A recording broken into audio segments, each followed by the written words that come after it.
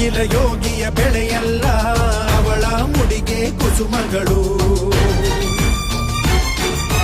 ಹರಿಯುವ ನದಿಯ ನೀರಲ್ಲ, ಅವಳ ಎದೆಯ ಅಮೃತವು. ತುಮುಕುವ ಜೋಗದ ಸಿರಿಯಲ್ಲಿ ತುಂಬಿದ ನಗೆಯ ನರ್ತನವು.